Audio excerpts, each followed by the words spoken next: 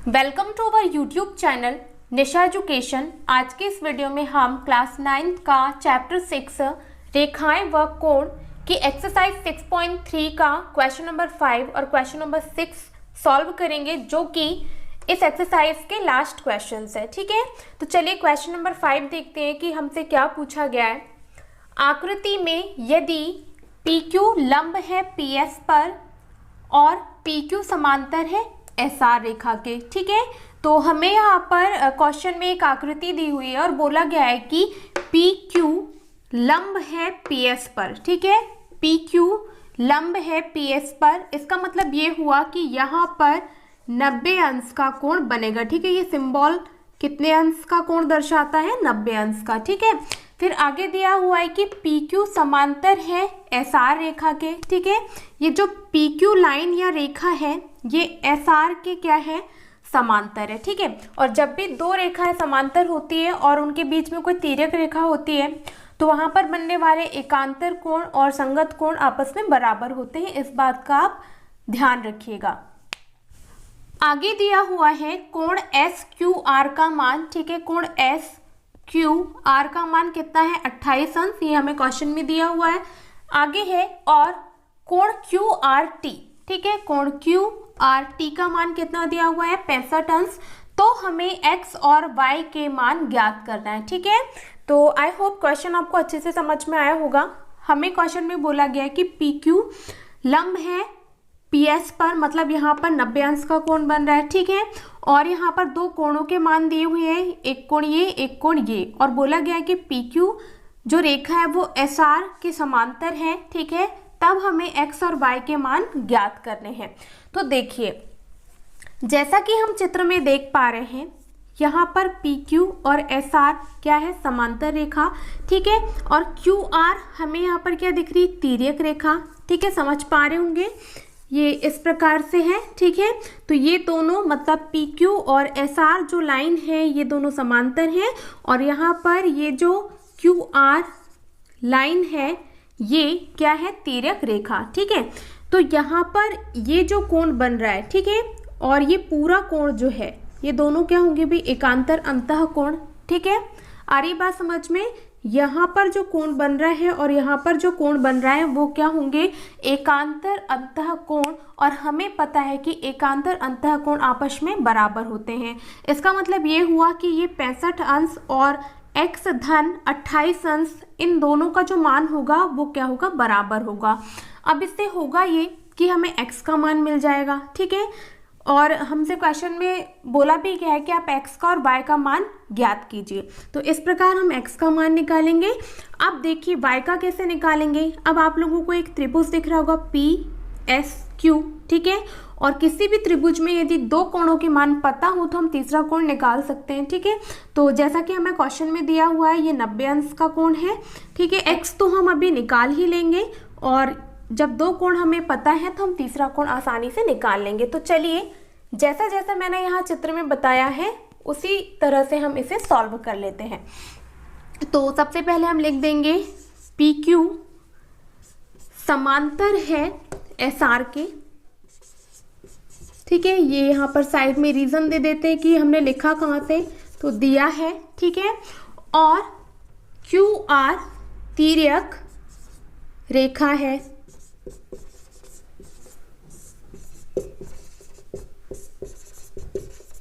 ठीक है, तो कोण QRT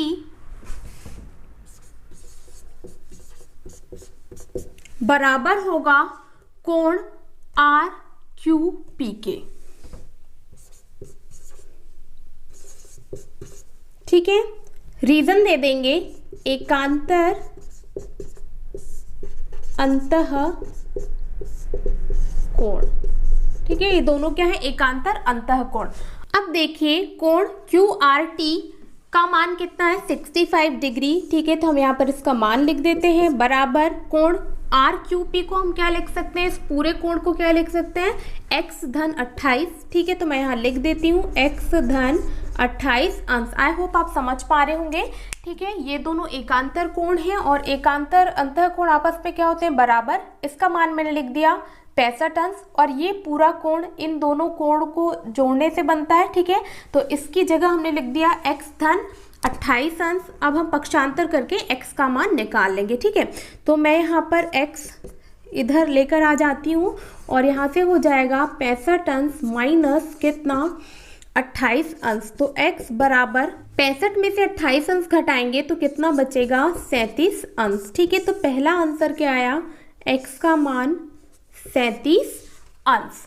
अब हम y का मान ज्ञात कर लेते हैं। ठीक है, तो अब हमें त्रिभुज के तीनों कोणों का योग 180 अंश होता है, इस गुणधर्म की जरूरत पड़ेगी। ठीक है, तो जैसा कि हम देख पा रहे हैं यहाँ पर इसका मान आ गया 37 अंश और ये तो 90 अंश है ही। ठीक है, तो यहाँ पर इस त्रिभुज में दो कोणों के मान पता है तो हम तीसरा कोण बहुत ही आसानी से निकाल सकते हैं।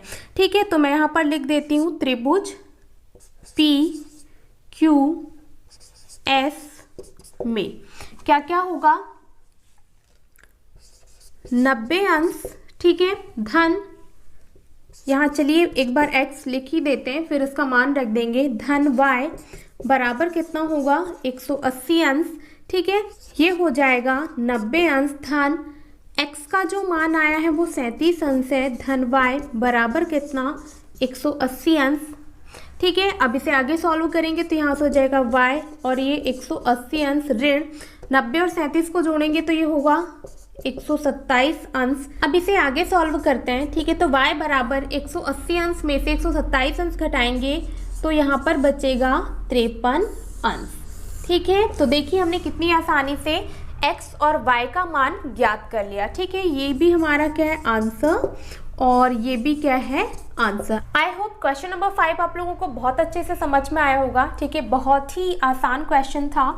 यहाँ पर देखिए ये दोनों रेखाओं को हमें समांतर दिया हुआ है क्वेश्चन में और ये तिर्यक रेखा है, तो यहाँ पर एकांतर कोण क्या हो जाएंगे बराबर। इससे क्या हुआ कि हमने x का मान निकाल लिया। ठीक है, और इस त्रिभुज में हमने एक गुणधर्म लगा दिया कि त्रिभुज के तीनों कोणों का योग 180 अंश होता है। यहाँ पर आप रीजन भी लिख दें, त्रिभुज के तीनों कोणों का योग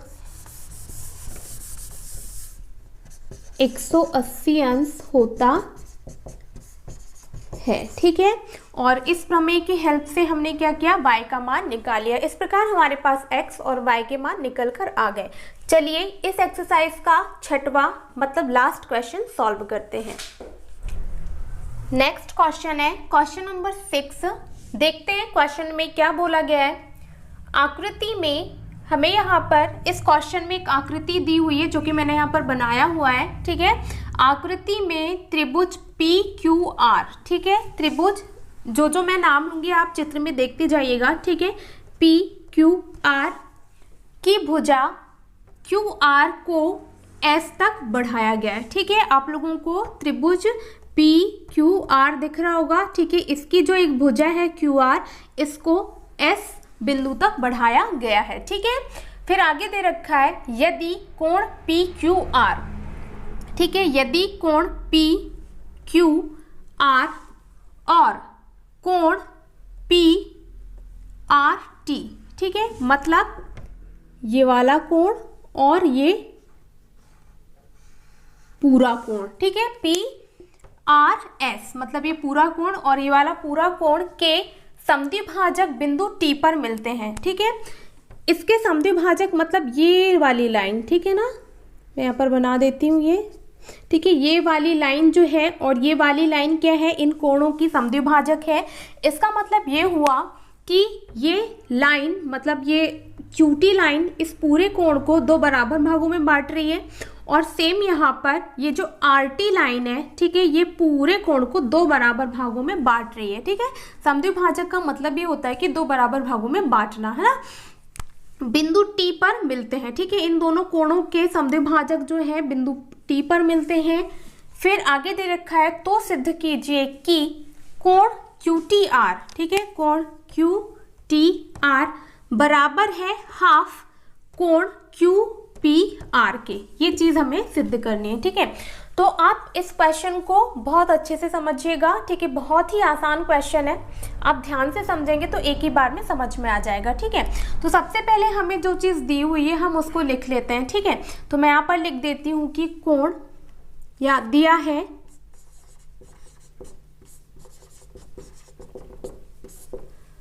कोण पी क्यू आर और कोण पी आर एस के समद्विभाजक बिंदु टी पर मिलते हैं। ये चीज़ हमें दी हुई है, ठीक है। अब हम लिखेंगे जो हमें सिद्ध करना है, ठीक है। तो मैं यहाँ लिख देती हूँ सिद्ध करना है। जो सिद्ध करना है उसको लिख देंगे। कोण क्यू टी आर बराबर हाफ कोण क्यू पी आर, ठीक है। अब चलिए हम सिद्ध करते हैं। उससे पहले मैं आप लोगों को चित्र में एक चीज़ बता दूं, ठीक है। आप लोगों को यहाँ पर दो त्रिभुज दिख रहे होंगे। मैं थोड़ा सा ऐसा बना देती हूँ। वैसे तो ये सीधी लाइन ही होती है, लेकिन इसको अलग अलग बताने के लिए मैं यहाँ पर कुछ इस तरीके से बना देती हूँ, ठीक है। ये सीधी ही लाइन है, मतलब चित्र ऐसे नहीं बनता है, सीधी लाइन से ही त्रिभुज बनते हैं, लेकिन मैं यहाँ पर अलग बताने के लिए इसको ऐसे डिज़ाइन बना दी, ठीक है। तो आप लोग ये त्रिभुज देख पा रहे होंगे क्यू टी आर, ठीक है। क्यू टी आर की बात हो रही है, क्यू टी आर की, मतलब ये पूरे कोण। अभी कुछ देर के लिए इन सारी लाइन को भूल जाएं, ठीक है। तो यहाँ पर आप लोगों को इतना कोण जो दिख रहा है, ये इस पूरे क्यू टी आर का क्या है, बहिष्कोण, ठीक है। क्या है, बहिष्कोण। और मैंने आप लोगों को एक थ्योरम बताई थी, एक प्रमेय बताई थी कि जो बहिष्कोण का मान होता है या किसी भी त्रिभुज के बहिष्कोण का जो मान होता है वो आंतरिक विपरीत कोणों के योग के बराबर होता है, ठीक है। तो इस कोण का जो मान होगा ना, वो इस कोण और इस वाले कोण के योग के बराबर होगा, ठीक है। फिर से समझिएगा, इस कोण का जो मान है वो इस कोण और इस कोण के योग के बराबर होगा, और इसी चीज को मैं यहाँ पर अब लिख रही हूँ, ठीक है। त्रिभुज क्यू टी आर में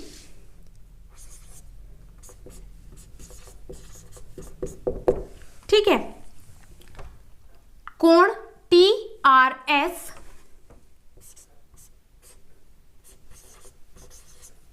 बराबर होगा क्यू टी आर धन टी क्यू आर के, ठीक है। तो मैं यहाँ पर लिख देती हूँ कोण क्यू टी आर धन कोण टी क्यू आर के,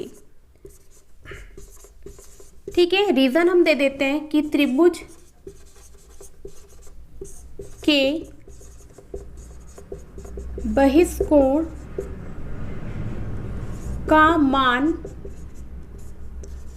आंतरिक विपरीत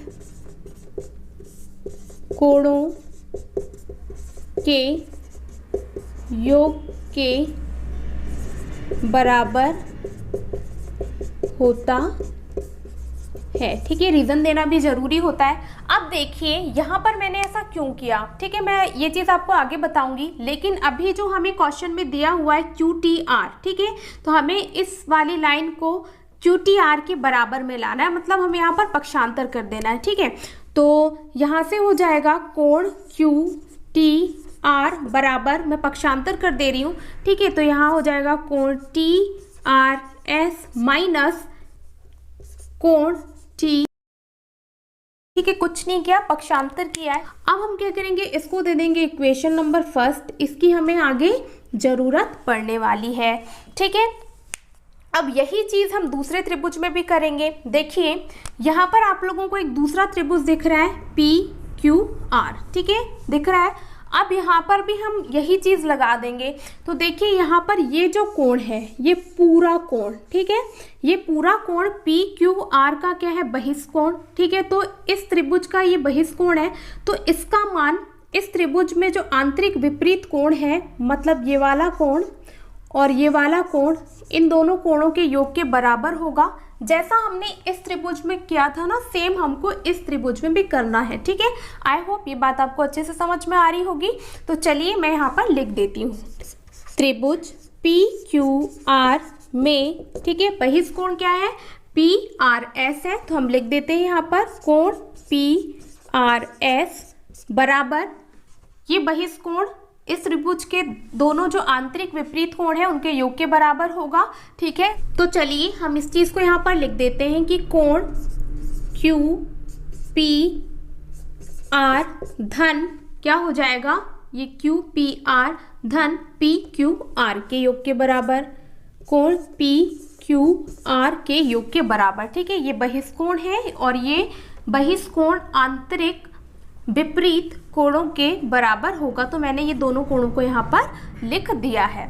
ठीक है, अब देखिए हम रीजन यहाँ पर लिख देंगे तो यहाँ पर आपको एज इट इज लिख देना है। ठीक है, मैं यहाँ पर दोबारा नहीं लिख रही हूँ, आप लोगों को यहाँ पर दोबारा भी लिखना है। ठीक है, सबसे पहले यहाँ पर QTR आ रहा था तो हमने इस इक्वेशन से क्या किया, QTR को एक तरफ कर दिया, बाकी पदों का पक्षांतर कर दिया। ठीक है, दूसरी तरफ जो हमें सिद्ध करना है वहाँ पर QPR आ रहा है तो हमें QPR को एक साइड कर देना है और बाकी पदों का पक्षांतर कर देना है। ठीक है, तो मैं यहाँ पर लिख देती हूँ कोण QPR बराबर क्या हो जाएगा, कोण PRS, कुछ नहीं ये क्या है पक्षांतर है। ठीक है, माइनस कोण PQR।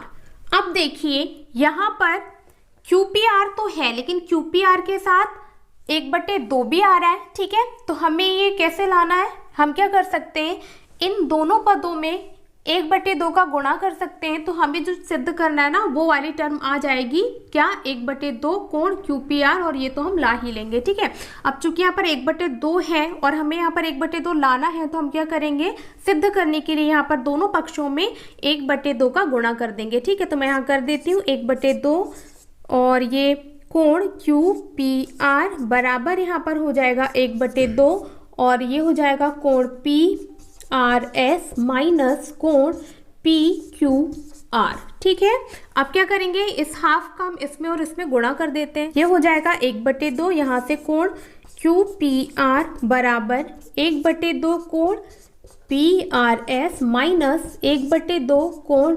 PQR। ठीक है, अब देखिए यहाँ पर हाफ कोण PRS को हम क्या लिख सकते हैं, चित्र में देखिएगा। ठीक है, हाफ कोण PRS को हम क्या लिख सकते हैं, इसका मतलब ये हुआ कि इस पूरे कोण के आधे भाग को हम क्या लिख सकते हैं। ठीक है, हम क्या लिख सकते हैं, PRT है ना, कोण PRT, और या फिर कोण TRS है ना, दोनों में से कुछ भी लिख सकते हैं क्योंकि इतना भाग भी आधा है और इतना भाग भी आधा है। लेकिन हमें लिखना कौन सा है, ठीक है, जो इक्वेशन नंबर फर्स्ट में जो आ रहा है ना वही चीज हमें यहाँ पर लिख देनी है। ठीक है, तो हम चाहे तो PRT भी लिख सकते हैं लेकिन हमें इक्वेशन नंबर फर्स्ट को देख करके यहाँ पर कोण TRS ही लिखना है। ठीक है, मैं यहाँ पर लिख देती हूँ कोण TRS। ठीक है, इसका मतलब ये हुआ कि हम हाफ कोण PRS को क्या लिख सकते हैं, कोण TRS माइनस, अब देखिए हाफ कोण PQR को क्या लिखा जा सकता है। ठीक है, हाफ कोण PQR का मतलब ये हुआ कि इस पूरे कोण को हम क्या लिख सकते हैं। ठीक है, हम क्या लिख सकते हैं भाई, ये वाला कोण धन ये वाला कोण। ठीक है, दोनों हाफ है ना, तो हाफ का मतलब ये हुआ कि हम ये भी लिख सकते हैं और ये भी लिख सकते हैं। ठीक है, इसका मतलब PQT लिख सकते हैं या फिर TQR लिख सकते हैं, लेकिन हमें लिखना क्या है, जो इक्वेशन नंबर फर्स्ट में है। ठीक है, तो मैं यहाँ पर लिख देती हूँ कोण T। अब इसे दे देते हैं इक्वेशन नंबर सेकंड। अब हमारा क्वेश्चन सिद्ध होने ही वाला है। ठीक है, यहाँ पर भी लिख देते हैं हाफ कोण QPR। ठीक है, अब इक्वेशन नंबर फर्स्ट और इक्वेशन नंबर सेकंड में आप लोग एक चीज देख रहे होंगे। ठीक है, इन दोनों समीकरणों में जो राइट हैंड साइड है ना वो दोनों क्या है, इक्वल, और किन्हीं भी दो समीकरणों में जब कोई एक पक्ष बराबर होता है तो दूसरा पक्ष भी ऑटोमेटिक क्या हो जाता है, बराबर हो जाता है। ठीक है, तो हम यहाँ लिख देंगे समीकरण 1 व 2 से। समीकरण 1 और 2 से हम देख पा रहे हैं कि दोनों समीकरणों के जो राइट हैंड साइड है वो दोनों इक्वल है, तो हम लेफ्ट हैंड साइड को भी क्या कर देंगे, बराबर। तो यहाँ से आ जाएगा कोण QTR बराबर हाफ कोण QPR, और यही चीज हमें क्या करना था, सिद्ध करना था। आई होप ये क्वेश्चन आपको बहुत अच्छे से समझ में आया होगा यदि आपने ध्यान से देखा होगा तो, ठीक है। और यदि एक बार में क्वेश्चन समझ में नहीं आता है तो आप फिर से वीडियो को देख सकते हैं। चलिए मैं इस क्वेश्चन को एक बार और शॉर्ट में बता देती हूँ, ठीक है। क्वेश्चन पढ़ के तो आप बाकी सारी चीज़ें समझ जाएंगे, लेकिन यहाँ पर देखिए चित्र में दो त्रिभुज दिख रहे हैं। दोनों को अलग अलग बताने के लिए मैंने थोड़ी सी डिज़ाइन यहाँ पर बना दी, लेकिन आपको बनाना नहीं है, मैंने समझाने के लिए बताया, ठीक है ना। तो यहाँ पर होगा ये कि यहाँ पर हमको दो त्रिभुज दिख रहे हैं, QTR और PQR। तो हमें यहाँ पर एक प्रमेय लगा देनी, त्रिभुज के बहिष्कोण का मान आंतरिक विपरीत कोणों के योग के बराबर होता है, ठीक है। तो हमने क्या किया, इस बहिष्कोण को इन दोनों कोण के बराबर कर दिया, और हमें जो QTR क्वेश्चन में मतलब जो सिद्ध करना है उसमें दिया हुआ है, तो हमने QTR को एक साइड कर दिया, बाकी पदों का पक्षांतर कर दिया, उसको दे दिया इक्वेशन नंबर फर्स्ट, ठीक है। हमें दूसरा त्रिभुज भी यहाँ दिख रहा है PQR, इसमें भी हमने बहिष्कोण वाली प्रमेय लगा दी कि इसका जो ये बहिष्कोण है, ठीक है, इसका जो मान होगा आंतरिक विपरीत कोणों के योग के बराबर होगा। वही चीज़ हमने यहाँ पर कर दिया, ठीक है। अब हमने देखा कि यहाँ पर QPR है ना, जो हमें सिद्ध करना है उसमें QPR आ रहा है, तो हमने उस इक्वेशन को QPR के बराबर में करके बाकी पदों का क्या कर दिया, पक्षांतर कर दिया, ठीक है। फिर हमने देखा कि हमें जो सिद्ध करना वहाँ पर QPR जो कोण है उसके साथ हाफ भी आ रहा है, मतलब 1/2 भी आ रहा है, तो हमने पूरे समीकरण में 1/2 का गुणा कर दिया, ठीक है। फिर हमने क्या किया कि हाफ कोण PRS को हम क्या लिख सकते हैं, कोण TRS, और हाफ कोण PQR को हम क्या लिख सकते हैं, कोण TRQ। इससे हुआ ये कि समीकरण 1 और समीकरण 2 में जो राइट हैंड साइड है वो बराबर हो गए, और इस प्रकार हमने जब राइट हैंड साइड बराबर हो गए तो लेफ्ट हैंड साइड्स को भी क्या कर दिया, बराबर। और इससे हमें जो प्रूफ करना था कि कोण QTR बराबर है हाफ कोण QPR के, तो वो सिद्ध हो गया। आई होप ये क्वेश्चन नंबर 5 और क्वेश्चन नंबर 6 आप लोगों को बहुत अच्छे से समझ में आया होगा। यदि वीडियो पसंद आई हो तो इसे लाइक ज़रूर करें और अपने दोस्तों के साथ ज़्यादा से ज़्यादा शेयर करें, और मेरे चैनल पर यदि नए हैं तो इसी तरह की वीडियोस पाने के लिए मेरे चैनल को सब्सक्राइब जरूर करें, और साइड में जो बेल आइकॉन होता है उसे भी दबा दें, ताकि जब भी मैं इस तरह की वीडियो डालूं तो नोटिफिकेशन आप लोगों के पास आ जाए। Thank you.